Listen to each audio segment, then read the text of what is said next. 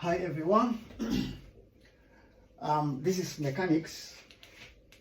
We are now in the topic motion in two dimensions. Motion in two dimensions.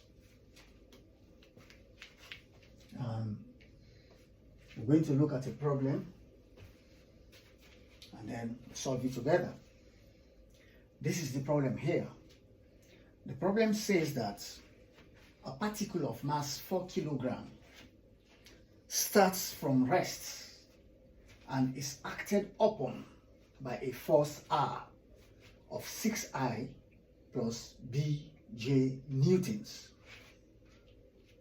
R acts on a bearing of 0.45 degrees, and we are asked to find the value of B, calculate the magnitude of R, work out the magnitude of the acceleration of the particle. Find D, find the total distance traveled by the particle during the first 5 seconds of its motion. All right, the force is given to us in a vector form.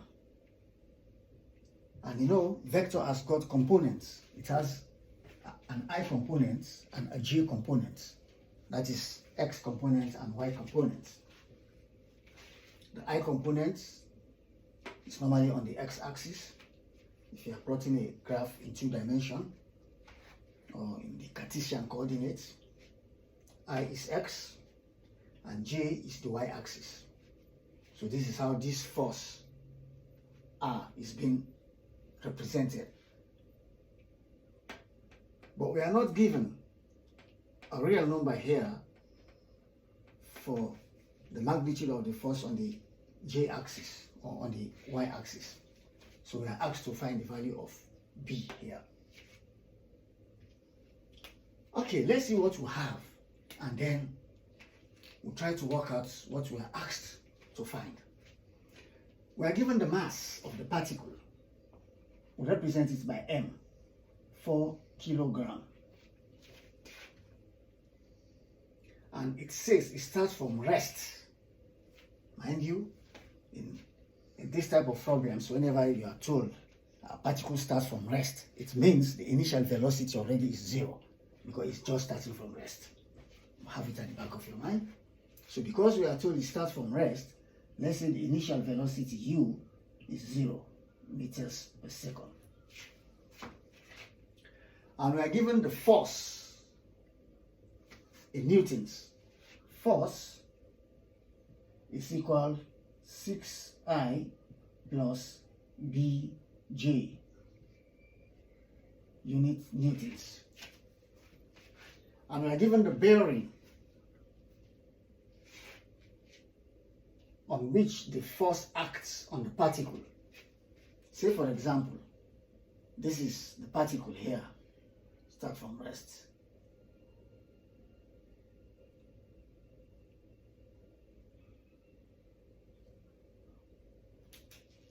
By force and acted upon on the bearing. So the force, because it's accelerating, so the force will be acting from this side. You see that? Because of this 0.45, so if you have your Cartesian coordinates, it means this is 45 degrees. You know, from here to here is 90 degrees, so it's acting here. This is your 90 degrees, so when you bisect this one, you get 45. So it's acting here, 45 degrees. Now what this 45 degrees means, here, should be 45 degrees. That's the meaning. Forget the problem. Right? So we got that. And then, what next do we have? That's all we are given. So we say this theta, angle here, theta, is 45 degrees. So find B. Find B. How do we calculate B? How? Where do we start to calculate B? So let's look at the diagram. That will help us. You have this. You know, normally this is your y, but because we are given in a vector form, so this one will be our j component, and this one here will be our I components. So 6I. So here is 6.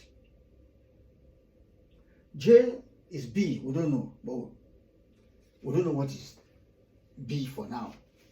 But we are told R acts at 45 degrees on the particle. So that's why I told you before, it acts in the middle here. So J must be somewhere around there. But we don't know what is it. So we'll put our 45 degrees here, sorry. Our 45 degrees here. Right? This is the y-axis. If we now represent it here, which we don't know, and we bring this 6 here. This is our force.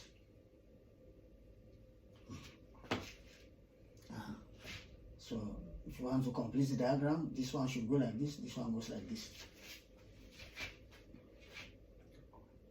So now what we have here, this is B. This distance B. This distance is 6.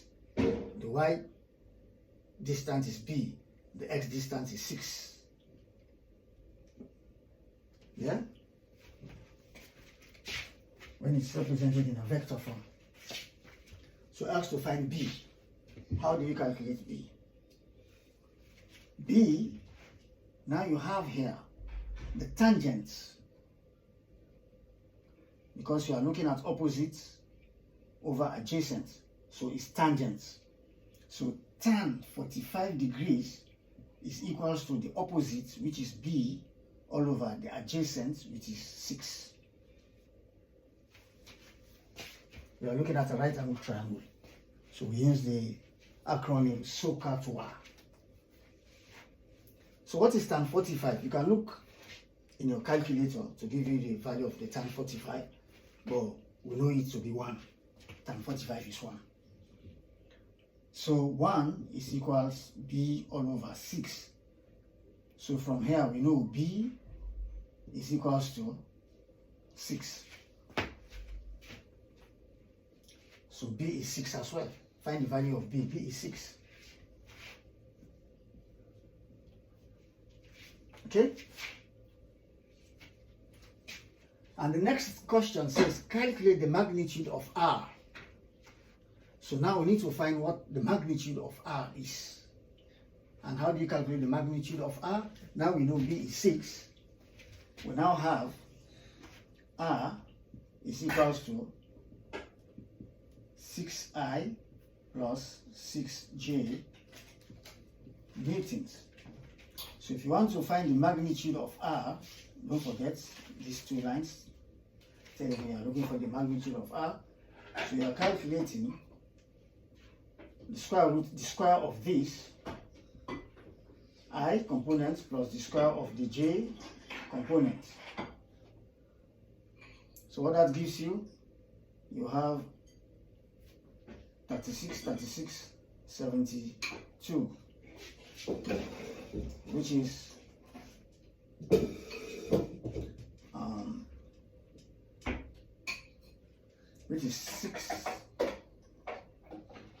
6 times 2 anyway. Yeah, you can do it here if you want.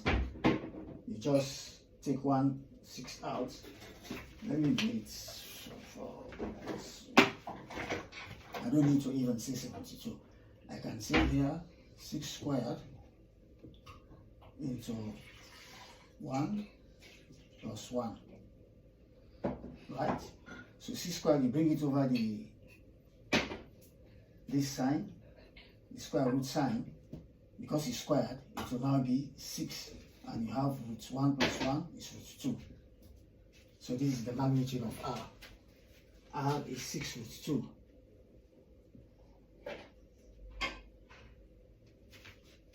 Right? I need space. I need to release.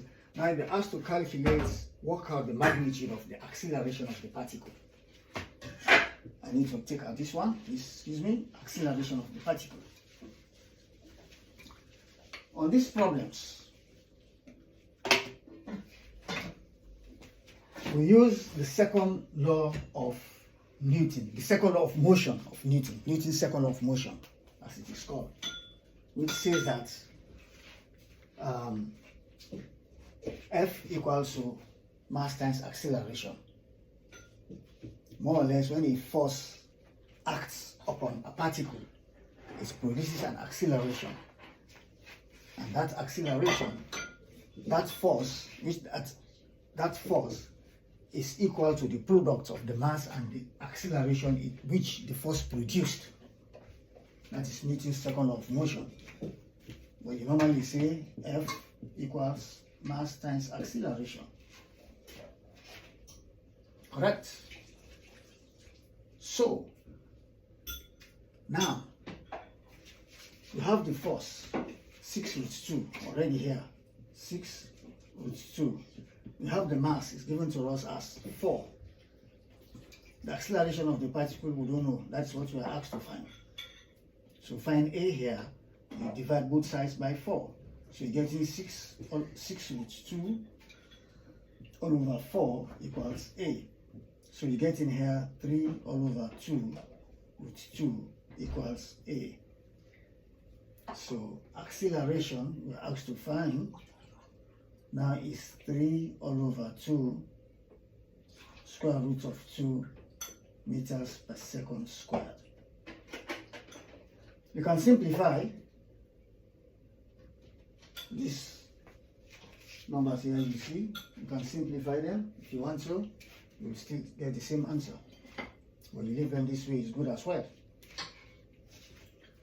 So now work out the magnitude of the acceleration of the particle. So find the total distance traveled by the particle during the first 5 seconds. So we are given time. Time t equals 5 seconds.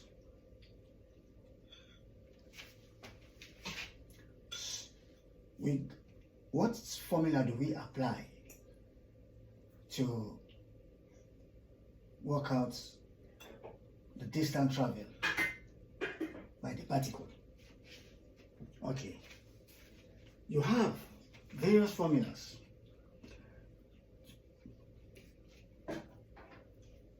Under constant acceleration, various formulas of calculating the distance.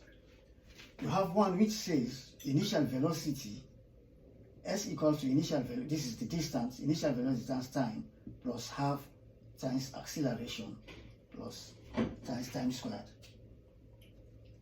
You have also this one equals to vt, that is the final velocity, now minus half at squared. And you have another one which says v squared is equals to u squared plus 2as.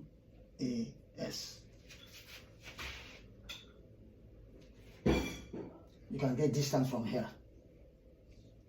So these three formulas, each one of them will give you the distance of a particle. Now it depends which other quantities you have. In this problem, we are given the initial velocity, we are given the time, we are given the acceleration. We have worked out what the acceleration is. All we need is distance. So it looks like this is our candidate. Because this second formula, you are asked to find the distance, you are not given the final velocity. You need to work out the final velocity. It's more work. This one, the same thing. You are not given the final velocity. You are not given the distance. So you have two unknowns in one equation. Impossible. You have to find one unknown first from somewhere. The same thing applies here. Two unknowns, v and s. But here, you only have one unknown.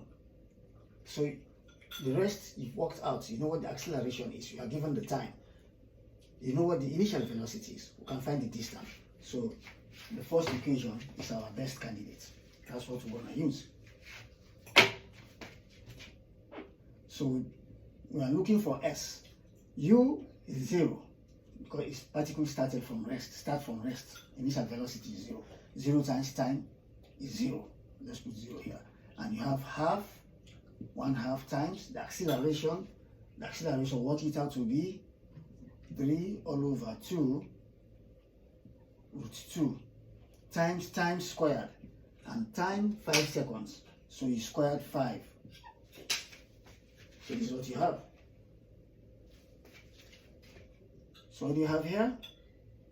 This is equal to, this is now 3 all over 4 root 2 times 5 times 5 is 25. So 25 times 3, this will give you 75 all over 4 root 2 meters. This is your distance. You can simplify using your calculator. You can also give it like this. The book give the answer like that way. Alright? Thank you for watching. Thank you.